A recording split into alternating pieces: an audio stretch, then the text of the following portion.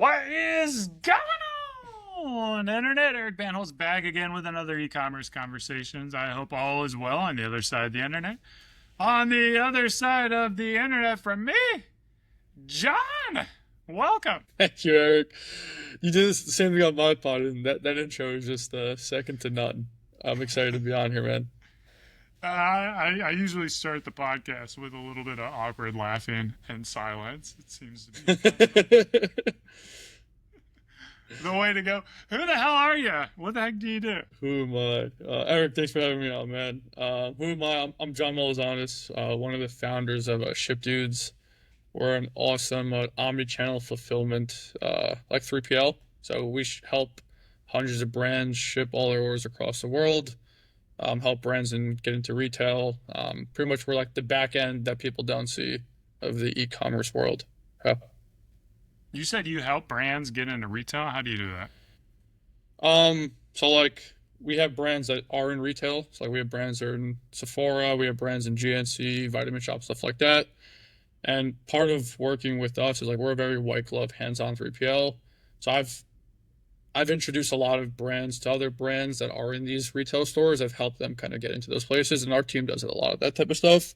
And we help ship into those places. Like a lot of our brands, it's the first time that they're even in a retail location, so they need help with like EDI integrations, proper labeling, all this type of stuff. And we're very good at hand holding for a lot of these brands too. So that answers your question.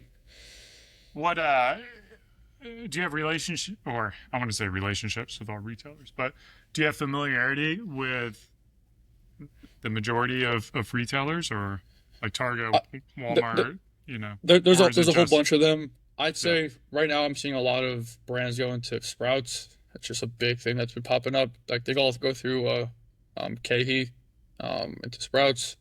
what is So KE? it's like a distributor Okay. that gets you How do into you spell that? Sprouts in a sense. I think it's KEHE. Um, yeah, so like, do I have direct relationships? No. Do I have brands that are in these places? Yes. And like, I like to do a lot of networking amongst brands. I'm like, hey, you're killing in retail, but you suck at D2C. This brand's amazing at D2C, but they want to be in retail. You guys should just hop on a call and chat because you both will help each other grow. So, and then on the back end, from the logistical standpoint, it's actually pretty complicated, I'd say. Like a lot of you're familiar. You were in like Target and stuff like that. These requirements are pretty insane with labeling, and if you miss the label, or you miss the truck, you miss a delivery, you get a massive chargeback and stuff like that too. So we've really dialed that in, both from like a tech perspective and also from an operational perspective. Yeah, for our 3PL. Yeah, what we had to do when we were in Target, we had like multiple warehouses. We essentially had our Target inventory and our Target products, and came from the manufacturer already for Target's warehouses. And then hmm we had our D2C warehouse. So you're not afraid of working with clients who are in both channels.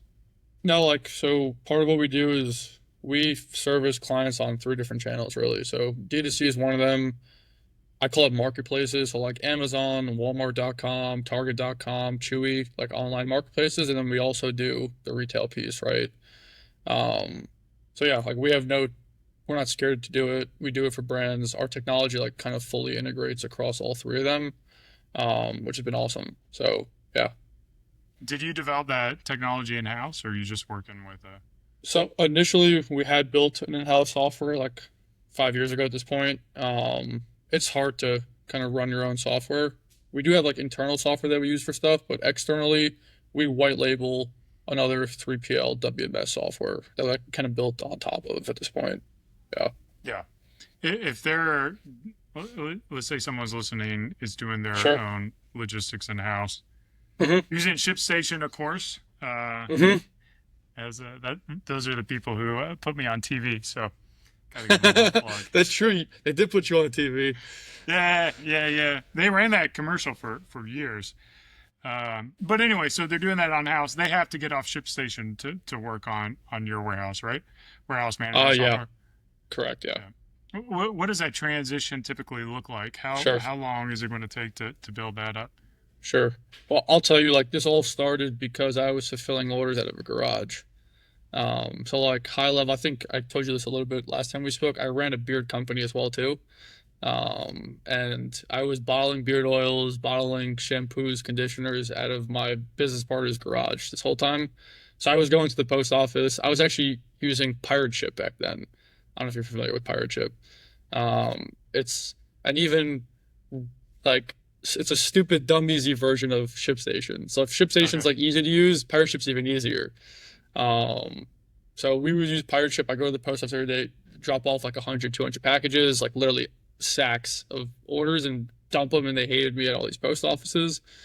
And then we transitioned to running our own 3PL. And your question to like how to move from, say, a ShipStation to a WMS 3PL, it's a process. I say a software like ShipStation's probably not the best at inventory, like managing inventory. It's also not the best at like verifying that orders are done properly in a sense. Like, for example, our software, you can see when an order was picked, when it was packed, when it was shipped, literally like the scan on the barcode of when that happened. I would say as you're transitioning from your own stuff to a 3PL, number one thing I actually think is very important is barcodes. People don't think barcodes are important, but they're actually very important. If a 3PL tells you you don't need a barcode, you should not talk to them, because that barcode is what verifies that they're picking the right item. A lot of brands don't think about this when they're going from doing it themselves to working with a 3PL because they're like, oh, it's so easy. Like the methods I've heard, oh, it's so easy to pack my orders. Like it probably is. Like you're taking the product, you're putting it into a box, and you're shipping it out. But when that 3PL is shipping tens of thousands of orders a day, it becomes a operational mishap, right? So you need to really dial into their system. So I would say like committing to that 3PL system and really trying hard to learn it all and asking them for all of the SOPs and all the videos on how to use it is very important from the get. Because if you think you're gonna like kind of use your system and not use their system, that's where kind of like the headbutting falls into. Um, and I would fully commit when I'm transitioning from doing it myself to going to a 3PL. Because if you don't commit, that's where like the headbutting kind of happens in the space I'd see. Um, but yeah, like the ship station to 3PL is a I'd say an easy transition. It's just a matter of having barcodes, knowing what you're shipping them, and following like their direction and like actually doing it. I'd say one thing that I see a lot of brands mess up with their operational partner is they think that operational partner is going to do everything for them. Like you still have to do work and you have to like pretty much it's like shit in, shit out. So like you have to like put good stuff into the system to get good stuff in return, meaning like barcoding properly, letting them know when inventory is going to arrive, um, making sure like your your command is separating inventory either by pallet or by carton and like properly labeling stuff. Like these are all things that brands don't think about, then they get upset why their product and orders are messed up, right? So it's a little long-winded, but I've seen it happen a million times. I did it myself, so yeah, I feel like for listeners out there, we've had a lot of 3PLs over the years. I've been in business nearly 13 years. Last year, we had to move 3PLs twice oh wow, in the span of a couple of months. One of the partners just was not the right fit for us. And, for us, we prefer a little, like, we're the opposite. We're like, we want to work with a 3PL who has no problem with no barcodes because we want a little more hands-on process for like the packaging sure, and how we put the packaging together, how the padding is, the materials we use, the tape we use, just a little bit more intricate. The trade-off is that that's going to mean maybe they're less efficient, maybe they're a little slower, not as optimized. It sounds like you prefer to work more systematic. Uh, where do you stand, or how do you handle customers who are looking for novel packaging hmm needs? Is sure, that something that you guys handle, or yeah. So I'll focus tell more you on price? like back on my beer company days, I had no barcodes. All my products were very custom. We were labeling beard oils ourselves.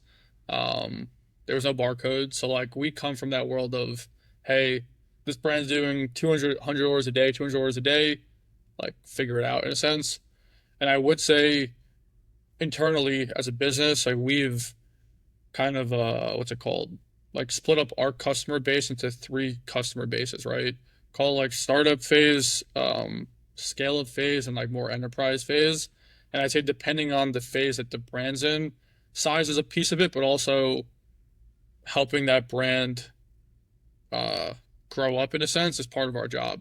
So like, yes, we do work with brands that have very customized packaging, customized inserts, and customized like crazy folded boxes and everything.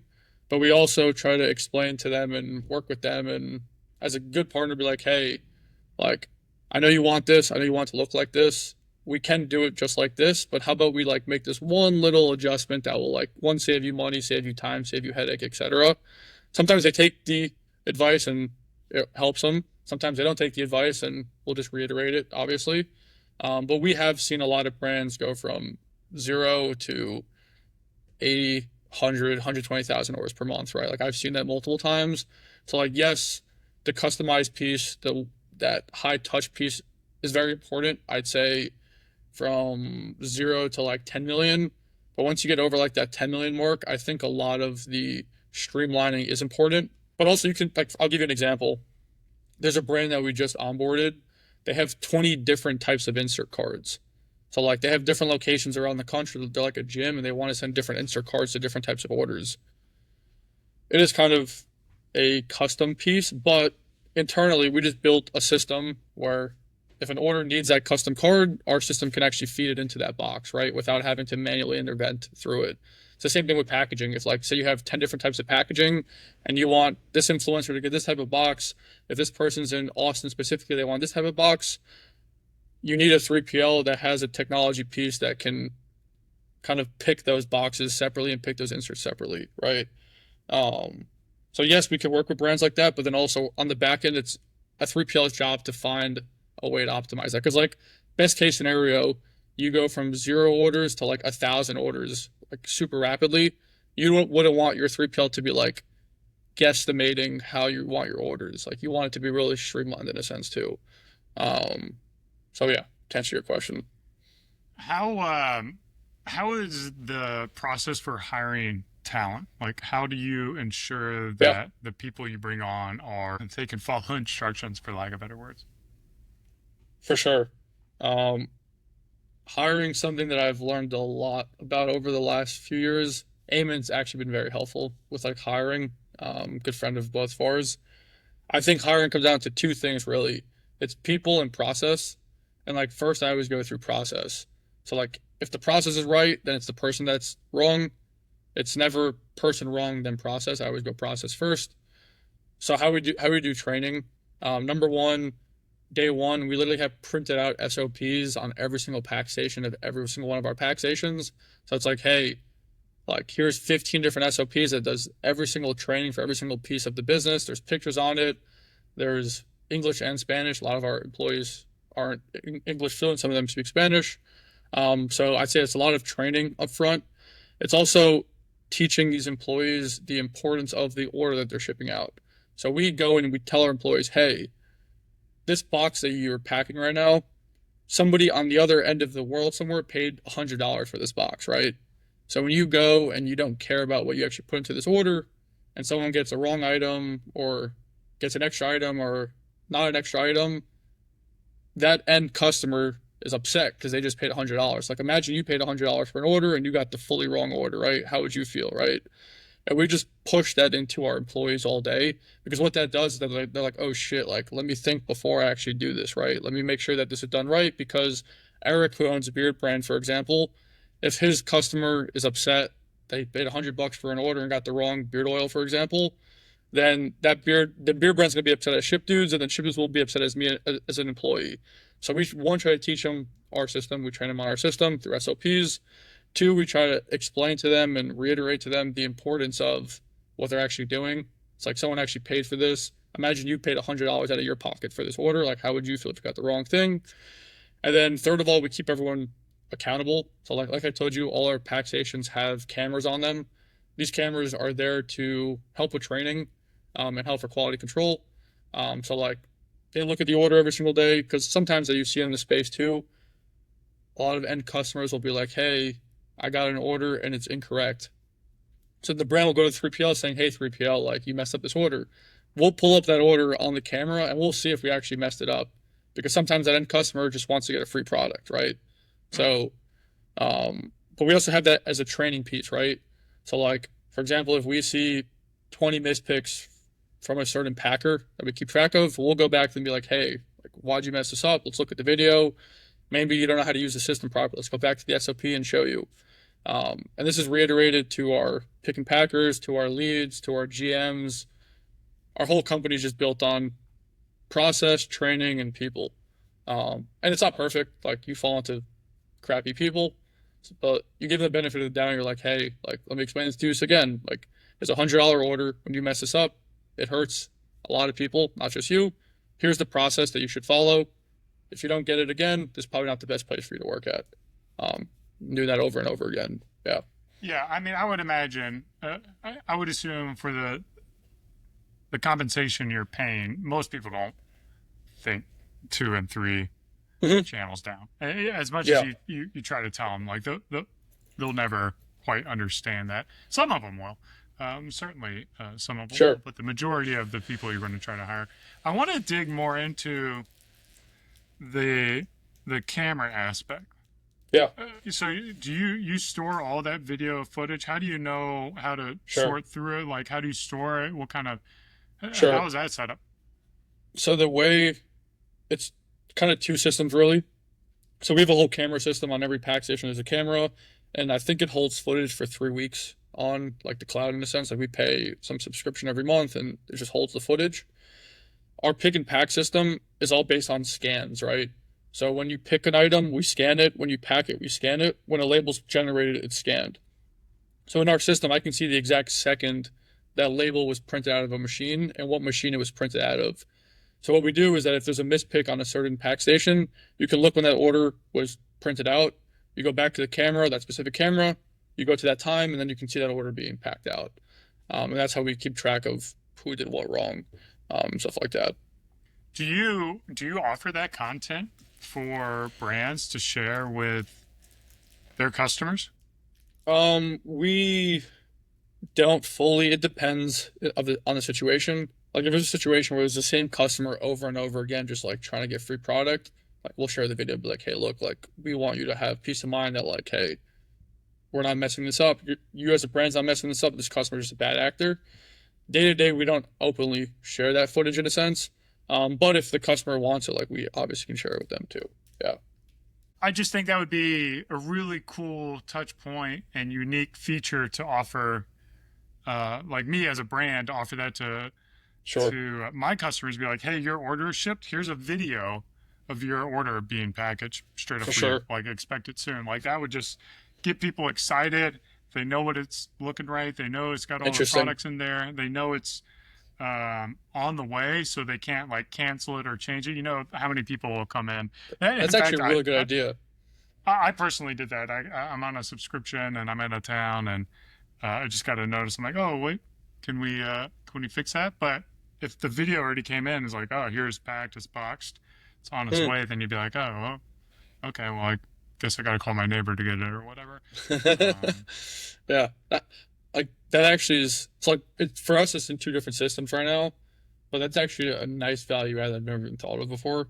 Where like you can use it as marketing to your end customer because usually most brands don't have an experience like that. So you just give it elevated experience, they'll remember that and they'll come back and buy again. They'll know they're getting the right product.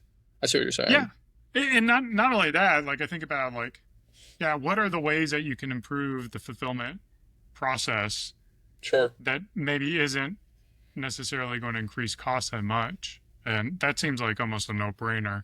I mean, you might Mhm. have a little bit of cost in storage, but if you're already storing it and you're only getting one view, Yeah. um, It's pretty cheap from a storage perspective, yeah. and then just like the build out to make Hmm. it work, tie everything together. I think I that would like be this. That is a sick super idea. super dope. You guys have 4 fulfillment centers Correct. across America. How do you decide to have four spots, and how do Yeah. you manage them? How do you allocate your Sure. customers appropriately to the various fulfillment centers? Sure. So we started in New Jersey. we're from New Jersey. New Jersey is actually a pretty good place to be for a 3PL because you're so centrally located, like New York City, Port of Newark, Port of New York. It's a good spot from a Jersey perspective to be on the East Coast. We started on the East Coast. We opened up the West Coast in Las Vegas probably 2 years ago now. Now, how do you allocate inventory? I'd say it really depends on origination of where the product is made. So a lot of brands that make stuff out of China want to be on the West Coast just because it comes into the port of LA, and then from LA to Vegas around 3 hours in a sense. So a lot of those brands want to be in Las Vegas. My recommendation for brands is up when you get to around 5 to 6 thousand shipments per month is a good time to split across two facilities, East and West Coast. The reasoning that's the right point is because at that point you're probably saving anywhere between like $2,000 and $4,000 a month in like shipping fees, which I think is a say 50 grand a year. That's enough money to make the adjustment. And then also your transit time goes down. So if you're across both coasts, you can get anywhere in the country in around 2.5 days. So that's also an added benefit. So yeah, like it really depends where it's coming from. Like for example, if you're a lot of beauty brands manufacture actually in New Jersey or on the East Coast, so they want to be in New Jersey. That's have a lot of presence in New York City, like at either small retail boutique shops. So they'd be in New Jersey. And then same thing on the West Coast. If like you want to be close to LA, you can be in Las Vegas. Um, yeah. And then, will your software split up an order? Let's say you're out of stock in Hmm. Vegas and you're in stock in Jersey. Will it just Yep. send both items? Let's say you have two items in there. Sure. You got a beard oil, you got a sea salt spray. Sea salt spray Sure. is in stock in New Jersey, and the beard oil is in stock in New Jersey, but the beard oil is out of stock Vegas, but the sea salt spray is available there. So Yep. only one product. Would you just Sure. do one package from Jersey and send it out, or do you do one from each location? So we give the brand the preference as to what they want to do. So Okay. we can ship two different orders. That's more expensive, or we can put that order on hold and not ship it from any location and wait for inventory to be allocated to a new warehouse. Personally, I'd wait and I'd send two from one, like the two items from one warehouse rather than two different packages. Um, but I think that's also on the 3PL too. Like the 3PL should be pushing the brand to be able to stay in stock in multiple locations, or even one location. Like the best 3PL is the 3PL that goes to you. First of all, has a system that says, "Hey, you're going to be out of stock in like 15 days at this warehouse," and then also have a human being, account manager, up your ass, being like, "Hey, man, like when's this coming?" Because if it doesn't come within 15 days, you're going to be out of stock and you're going to be back ordered, etc. And that's kind of what we try to do as well too. How long does it take y'all to turn receiving products? 48 hours. So like as long as you follow our receiving guidelines, which are very easy, it takes us around 2 days to get everything into stock. Yeah. Okay. And then in the warehousing space, I see like a move to automation Hmm. and some pretty intense automation stuff where basically you just got baskets and baskets and baskets all Yep. crammed in, like literally picks it out of the air. Correct. Is that in your future? Do you see that's the direction for 3PLs or? I think it's there's like I've seen 3PLs that are like call it like robotic augmented in a sense where it's like a lot of it is robotic and then there is a human element to it. I think in the near future, there's going to be a world where we're going to have one of they're kind of like a vending machine, like a candy Mhm. vending machine, but for products in a sense. So imagine like 1,000 plastic bins, all filled with different brands' products inside. And then as an order comes through the system, rather than having a human being go find that product, you have a robotic, either arm or robotic, kind of like how to explain it, like a rover type of thing, like a Roomba vacuum type of thing. Go to that bin and pull it out and put it into another bin. I see us investing in that probably within the next few years. They're actually not as expensive as they look, and also I think they can work 24/7, right? So that there's a world where that happens, but I think there's still a world where you do need that human being to pack out the order, especially for brands that want that high touch customization. Like we have a lot of brands that they have their own tissue paper, they have their own inserts that they want, they have their own custom box that you have to fold out and put an insert and stuff like that, right? I think that piece still needs a human. Um, but I see us investing in at least like the picking system of this pretty soon. Yeah. Yeah. How much of, the pick and pack fees is the pick? Like, is that going to be a significant driver in lowering the cost of pick and pack? Yeah. Um, Pick is definitely a cost because if you think about how a 3PL operates, it's like, so you have 50,000 square feet, you have all different brands, products all across that warehouse. And depending on what type of brand you're fulfilling for, you can have product A at this corner of 50,000 square feet and product B at the other corner of the other warehouse, right? So, like, the time to walk back and forth is a big thing, right? So, picking is a very costly thing for picking and packing. And I think that will drive the cost down for 3PLs in a sense too, if they have these automated systems. But also packing is not cheap either. Like you have to have someone there that can, especially for like these white glove brands, like know what to actually put into these boxes and actually care what's going into these boxes. That's why like when you order from Amazon, for example, you'll see like an AirPod case inside a massive box, like because that's automated more than likely. And like that AirPod case shouldn't be in that massive box, right? Um, so automation is good, but I think human being touch is still very important. The big thing that I think, no one's winning customers on their 3PL. So it's Hmm. like, your bookkeeping, your HR, all those things are just, it's a cost to a Sure, business. So, in those cases, brands, companies just want to drive that down as much as possible. Where correct. where do you think, you know, uh, a company should be, or how much should they be allocating to 3PL and postage? Like, how are they able to get those costs Sure, down? sure. Um, this is a great question that I think it's doesn't get asked enough, and I think it actually begin and like brand owners might not like this answer, but I think it's the right answer. It becomes the start of like the ideation of the actual product. So like I think you talked about this on the last pod we were on, where it's like the best product in ecom is small, lightweight, doesn't break, and can fit in like a bubble bag. That's like your best case scenario. Some brands obviously can't do that because like that's like how not the brand's built. But I would say, and honestly, also within like the D2C space, from like an ad perspective, that's probably your best bet too. Like small, lightweight, high margin, high AOV. That's like your bread and butter. And I'd say in the 3PL space, that's the best thing. So like I'd say, as you're developing product, as you're developing an idea for a brand, I'd really think about those things. I really think about the weight of the product, the size of the product, if it's breakable or not, in a sense too, because those are all the things that kind of drive cost, right? If the product's bigger and heavier, it'd be more expensive to ship, more expensive to pick and pack and stuff like that. If the product is lighter, lightweight, the the SKUs variance on the brand is very low. It's also a cheaper, not cheaper, but less costly brand to fulfill for, right? These are all things I tell people to think about as well too.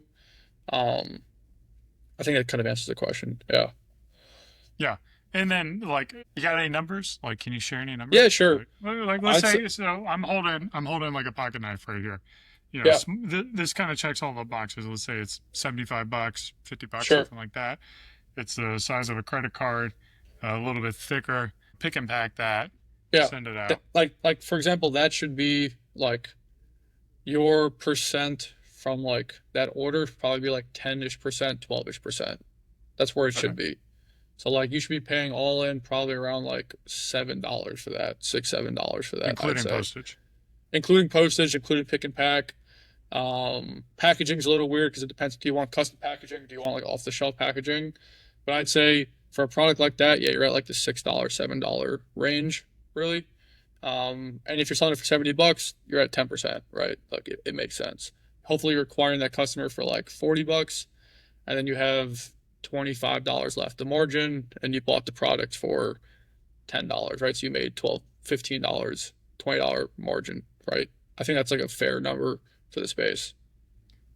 And then, um, I guess, segueing here, DHL, Yep, FedEx, UPS, USPS, do you view sure. them all effectively as the same, or have you found that different providers should be used for different things? Um, I'd say different providers should be used for different things, 100%. Again, it depends on the type of brand you have, right? So if it's small, lightweight, like doesn't break in transit, doesn't break in transit, I would go to like the DHLs of the world. There's even smaller ones called like Viho and Tusk Logistics, another one, OSM. These are just like really, they're not small companies, but they're more regional carriers that kind of drive costs down. I'd say if you're a brand with a bigger, heavier product, then there are places in like the USPS that have good programs for you. UPS, FedEx have good programs for you. And then if you want like very like honestly, probably the highest service but cost the most, I'd say is like a FedEx UPS mix, like ground, for example. Yes, they cost the most, but like those services probably have the best experience I've seen from my opinion. I'd also say one thing about cares people don't think about as well too is injection points. So depending on where you're shipping from, all that matters is that like that facility that just like injected your packages, right? So if you're in the middle of nowhere, America, and you just gave your packages to like USPS in the middle of nowhere, it might be slower than if you're like at a hustling and bustling spot in like New York or LA, or it could be faster because those places could be extremely busy as well too. So I think people don't think about injection points either, as well in the space. But yeah, from a cost perspective, regional carriers are great. DHL is great for that too.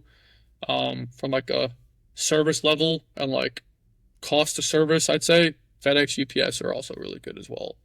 Um, yeah. Do you guys mark up postage, or do you set up or leverage brands on shipping connections? So how we work is that all brands work on our carrier accounts. We don't really mark a postage. Postage is interesting though because as you kind of go through the whole postage world, there's a lot of like additional surcharges that get applied by carriers that like the normal brand won't even know.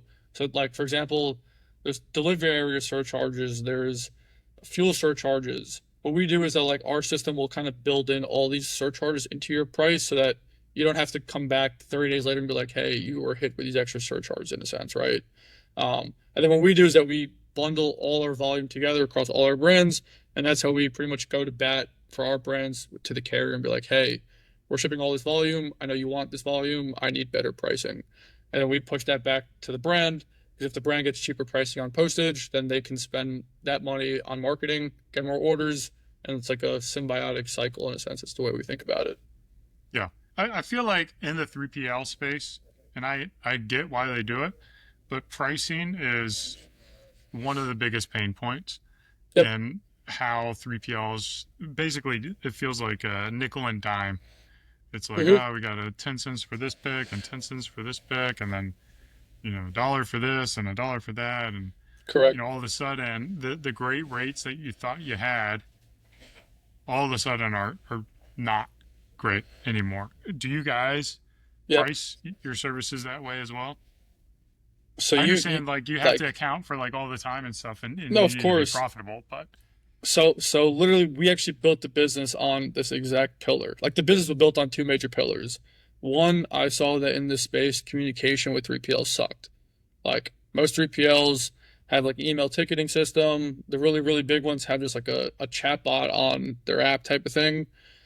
And it just was horrible. And I was like, why don't we just use Slack and just have an actual Slack channel with a brand, have account managers, customer service on site. That's like the first big problem that we solved in this space. And like, I think we do a really good job of that. The second big problem I saw in this space was pricing. Like, you go talk to most 3PLs and they'll send you a 6 page PDF on pricing. Every pick is 10 cents, every insert's 15 cents. And the funniest thing that I see is that when a brand comes to us and like, we have no problem talking about price with a lot of our brands. I'm like, hey, where do you need this to be? And they'll be like, well, I got quoted $1 an order. I see that a lot. And I'm like, okay, well, $1 for what exactly? They go, well, $1 per order. I was like, what about additional pick fees, insert fees, receiving fees?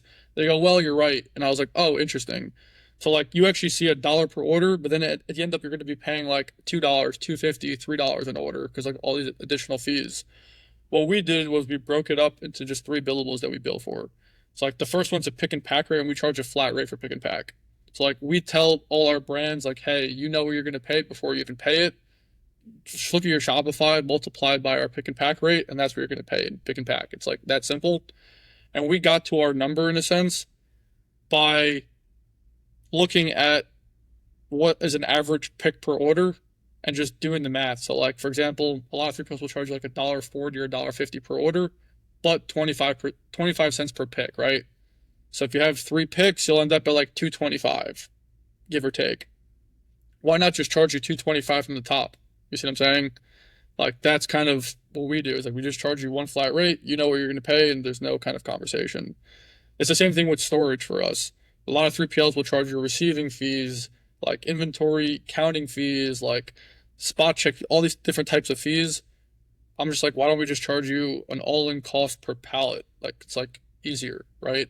Um, the way we built the business isn't the cheapest. We're not the cheapest, we're not the most expensive, but we're, I say, the simplest, right? And I think a lot of people appreciate that, where it's like, I just want to know what I'm going to pay. I don't care if I pay a little more, I don't care if I have to pay a little less. I just want to know what I'm going to pay. And I think a lot of people in this space don't know what they're going to pay as they're signing with a 3PL, right?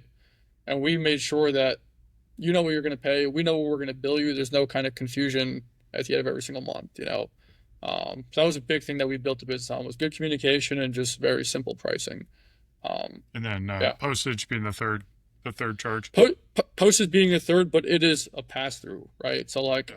we're gonna go up to bat for you. We're gonna get you really good rates, because if we get you good rates, you're gonna save money, so you're gonna ship more with us.